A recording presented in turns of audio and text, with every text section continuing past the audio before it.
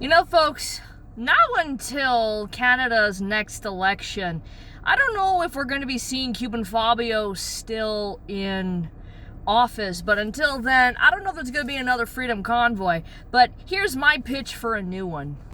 Rather than a whole bunch of trucks, we should be bringing on, like, killdozers, Canadian style, but there probably won't be enough because our military kind of fucking sucks. Or at least, like, helps supply it.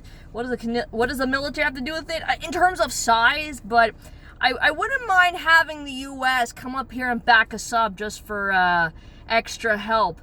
I gotta say, that would be pretty fucking heavy metal. You know, the next Freedom Convoy is gonna be a bunch of killdozers.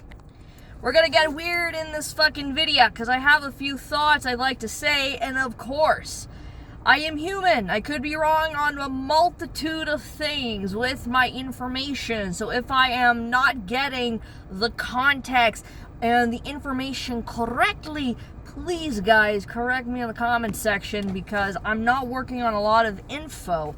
But I do want to talk about something a little bit deep. And it might be a little too deep. Maybe I'm thinking about it a little too fucking much, but that's why I want to make a video. I'm just here wanting to share my thoughts on this whole fucking thing. And, okay. What is taking so goddamn long for Cuban Fabio to be ousted? That's probably going to be the main topic, but before I begin, I want to talk about this. I thought it was very interesting that the Cartoon Con recently stated. Again, I could be missing out on some information, but here's a way for the Cartoon Con or Pierre Poilievre to be winning votes. And he's going to be reducing immigration quite a bit, especially for temporary workers, and he was talking about in the context of Quebec. Well, here's my thing. I'm sure that there was a lot more that was stated that I didn't look into, but I'm still waiting for him. Here's something. If you want to go hardcore, which this is in Canada because Canadians are a bunch of pussies, when is he going to talk about deportations, like mass amount of deportations? But more to the fact is, will he actually announce mass deportations?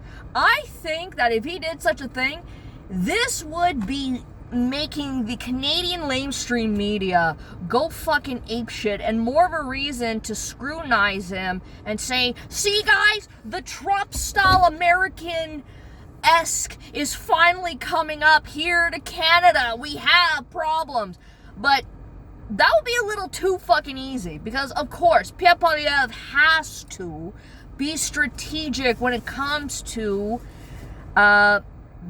just gaining the votes. It's a fucking game at the end of the night, guys. That's all it is. But unfortunately, that game includes all of us, whether we, on some fucking level. Unfortunately, but we all understand that this is a fucking game. So if he does announce a thing like that, that would be pretty fucking hilarious. Now, getting back to the biggest traitor and the most obvious little limp-wristed bitch on the Canadian planet, Cuban Fabio. Now, what the fuck is taking so long? Like, I've been hearing about this guy being forced to resign since the whole Nazi in Parliament debacle. Shh, don't say don't say anything. We're backing Israel. Shh. Yeah, you know, stuff like that. Yeah, anyways, so I'm still waiting for that. That was like 7-8 months ago, and I was out of the fucking country. Okay? So, yeah, all that good shit. I really don't know what's taking so long. Now, I noticed something, and maybe I am, again, this is probably just me looking a little too deep into it, but tell me this, guys, because the whole scandal, this one, I don't know, I think this was probably like the scandal of all scandals, plus with Cuban Fabio not only being a fucking tyrant during the pandemic, selling Canada out to globalist bullshit, invoking the War Measures Act 2.0, shit like that. The biggest scandal, one of, at least in the top 5, maybe top 10. But this guy's gone through so much fucking bullshit, I can't even keep up with his laundry list of shenanigans. But anyways, the latest one has to do with a report that there were at least 11 MPs that had ties to, foreign this, foreign that, blah, blah, blah, blah, blah, and all that. To me, that's not a good thing, clearly, because if you're going to be an MP out in Ottawa, you shouldn't be having questionable ties to anything that is a national security risk and also conflicts of interest, and it really puts your office under very rightful scrutiny, might I add. And don't be pissed off if there's some whistleblowers or people calling you out on the fucking streets, because why are we funding fucking bullshit, Build Back Better? Cuban Fabio's doing the opposite. It's more like build back bullshit. Shocker. Anyways, maybe I'm under this weird impression that it just came out of nowhere, but again, this is where I say if I'm missing out on information. Are the white hats, do we have white hats in Parliament? In my perception right now, because again, not running on a lot of info and I'm just living my life and I'm not necessarily paying attention too much, the whole fucking thing with this report, these 11 MPs, etc. Did you see how fucking quickly that shit died down? No one's even talking about it. Makes you think just a little bit here. Why? Why is that? Because they don't want people questioning things. It's like a little blip on the TV screen and then moving on to the next thing because we have to go about this crisis. We have to make sure that Canada's not on fire, even though they hired and paid a bunch of ecosexuals to flaunt their desires for trees and shit and climate lockdowns, and we should be worshiping Bill Gates because he's got to block out the sun, but we can still fight in the shade type of thing.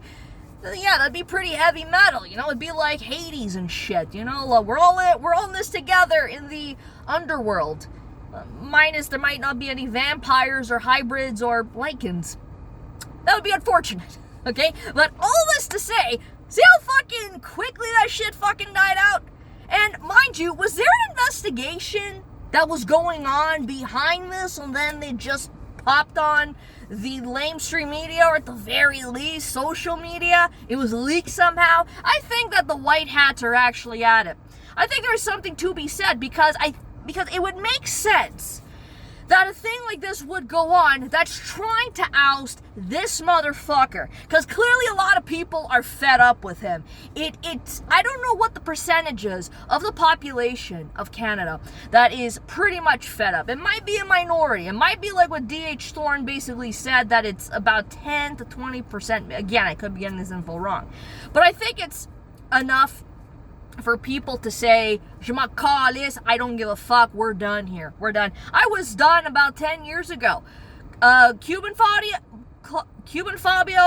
Clinton Foundation, well, Trudeau Foundation echoes the same thing as Clinton Foundation. Just those words kind of got me, yeah, that doesn't look too good. At least optically it doesn't look good. But no, out in the United States, you guys are Democrats, and up here we're liberals. No, we're not fucking liberals. Nothing liberal that Cuban Fabio has fucking done. And I like how people say that liberalism is a mental illness. No, I'd say communism and socialism and any authoritarianism is a mental fucking illness. Or at the very least, it's just showing the fringes of how deep the mind fucking goes, trust me, folks, sometimes you need a little bit of insanity in this fucking, on this fucking plane here.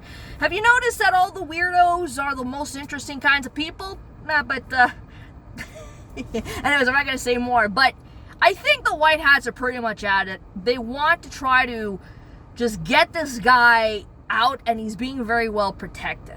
Now, I don't know if this guy has a pew-pew to his fucking head, but to me, something is a brewing. There's definitely some imploding going on, and it had to happen at some point. But what the fuck is taking this guy so goddamn long to just be forced out of office? Honestly, it'd be great if we had a fucking killdozer convoy, real freedom convoy. Man, I don't know, should we get the freaking pew-pews out and all the banned guns just out on the fucking streets with our own Canadian militia, making sure that it's not a honeypot for the fucking feds? But that's not a great idea. We don't want that, but Canada, Some of us have been saying it for a few decades now. Canada should be more like the United States. I don't know, with this thing called 1A, 2A, freedom of speech, actual freedom of speech, actually having a militia, actually having the Second Amendment, but we don't want American politics up here. Too late! Because a lot of the fucking bullshit that is happening in a lot of these blue cities are happening up here too. Imagine Canada's kind of like California 3 times. That's not a good thing. But what the fuck is stopping this guy from resigning? Me personally, I don't think he should resign. It could be his fucking ego, it could be his narcissism, or is it something deeper that we're not seeing? Maybe it's his ego and narcissism being weaponized. Maybe he's aware of it, maybe he's not. Again, I could just be thinking about this a little too much, but I am open to such a thing. I don't have proof, but I just love the implosion that Ottawa is going through. Unfortunately, it's going to be at our fucking expense, which it shouldn't. But again, Canada needs to go through a paradigm shift. Have they learned their lesson? We shall see the next few decades. So this is going to be interesting until the 2030s and beyond. Peace out.